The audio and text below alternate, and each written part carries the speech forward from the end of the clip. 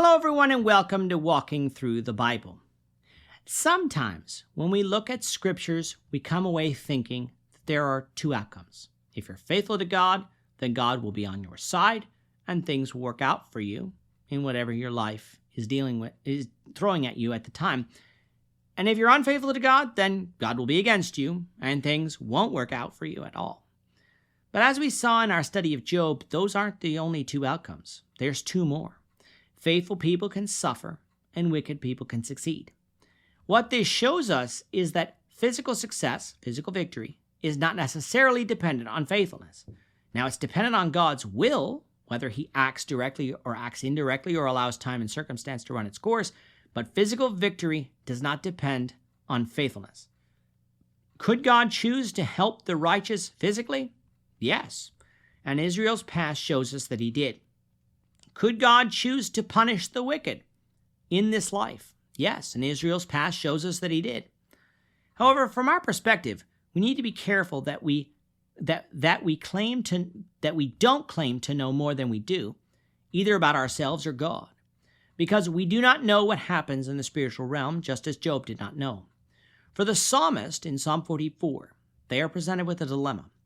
They have faith in God and yet are losing battles. What are they to do? Let's find out. So if you have a Bible with you, you can turn to the book of Psalms, Psalms 44. We're going to be reading from verses 9 to 26. If you don't have a Bible, don't worry. Just follow along with us on the screen. The version that we're reading from is the New King James Version. So Psalm 44, beginning at verse 9. To the chief musician, a contemplation of the sons of Korah. But you have cast us off and put us to shame, and you do not go out with our armies. You make us turn back from the enemy, and those who hate us have taken spoil for themselves. You have given us up like a sheep intended for food, and have scattered us among the nations. You sell your people for next to nothing, and are not enriched by selling them. You make us a reproach to our neighbors, a scorn and a derision to those all around us. You make us a byword among the nations, a shaking of the head among the peoples. My dishonor is continually before me, and the shame of my face has covered me, because of the voice of him who reproaches and reviles, because of the enemy and the avenger. All this has come upon us, but we have not forgotten you, nor have we dealt falsely with your covenant. Our heart has not turned back, nor have our steps departed from your way. But you have severely broken us in the place of jackals, and have covered us with the shadow of death. If we had forgotten the name of our God, or stretched out our hands to a foreign god, would not God search this out? For he knows the secrets of the heart. Yet for your sake we are killed all day long. We are accounted as sheep for the slaughter. Awake! Why do you sleep, O Lord? Arise! Do not cast us off forever. Why do you hide your face and forget our affliction and our oppression? For our soul is bowed down to the dust. Our body clings to the ground. Arise for our help and redeem us for your mercy's sake. In the last lesson, we discussed how the psalmist declared the nation's faith in God and what God had accomplished for Israel in the past. He had brought them out of Egypt, given them the promised land, and done this all without Israel being the strongest army. Israel had faith in God, and God acted to bring about his promises to Israel. Fast forward to the time of the psalmist, which we said likely corresponds to the time period of David. The nation as a whole is obedient to God and his covenant. Their hearts had not turned back to idols, nor had they departed from the ways of the Lord, and yet they were losing in battle. They were becoming a byword among the nations and were being dishonored by the surrounding kings. Israel was made to turn back from their enemies, losing the spoils of war to the neighboring countries. God is even being mocked by these peoples. For how could Jehovah be their God and yet be unable to defeat these foreign peoples? How could he then be described as good? God's actions confused the psalmist, for he knew what the law said. He knew that God said that if Israel was faithful, then they would be blessed, and if Israel was not, then they would be punished. Why then, if they were faithful, were they being punished? First, we must say that simply because the psalmist declared the nation righteous did not make it so. It could very well be that someone in the army had sinned like Achan did, and the nation was being punished for it. There were numerous times we could think of when the nation on the whole didn't sin, but David had, and so, while it appeared that the nation was righteous, their leader was not, and so perhaps we're dealing with a situation like that.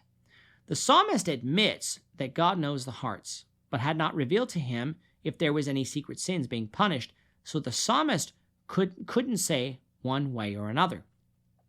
But here's the other thing we need to remember. Israel may have been defeated in some battles, but they were not defeated as a nation. The psalmist didn't know the mind of God and know God's ultimate plans. Sometimes the nation may have appeared to be following God, but was a little too arrogant, and so God humbled them enough to get her to realize her need for him. And then there were other times where God allowed Satan to test the nation to see if their faith was genuine or only surface deep in good times. The psalmist simply doesn't have the entire picture revealed to him as to what's going on, but what he can control is the response to it. Is it to abandon God? No. It's to call on God more for assistance. God had acted for their fathers, and the psalmist knew he could act for Israel again. He pled on God to hear their cries and redeem them through his mercy. In other words, the psalmist may not have understood why they were being defeated, but he knew that abandoning God wasn't the answer to turn the tide. They needed God more than ever. And that's a lesson we can learn today, for often people are quick to turn on God at the slightest sign of trouble. Why? God is the one who can see us through, according to his will. And that's key. We don't know what the will of God is in a particular instance, but we know what his ultimate will for us is. It is to remain faithful and trust in him fully. And if we do that, then we know we will obtain ultimate victory, not in this earth, but in eternity. The psalmist had the right attitude, for whether Israel was being punished for secret sin, whether God was humbling the nation, or whether God was testing Israel's faith, the answer was to draw closer to God, and he would draw closer to them. May we do the same each and every day. With that, our time is up for today. The Lord willing, we hope you'll join us for tomorrow's discussion of Psalm 45, verses 1 to 9, as we continue our walk through the Bible, one verse at a time. We thank you for watching Walking Through the Bible today. If you have any questions or comments, you can leave them below. But if you like this video, we ask that you consider subscribing to our channel so you won't miss out on other videos in our series, as well as share this video among your friends so that the saving message of Jesus Christ can go out to the whole world.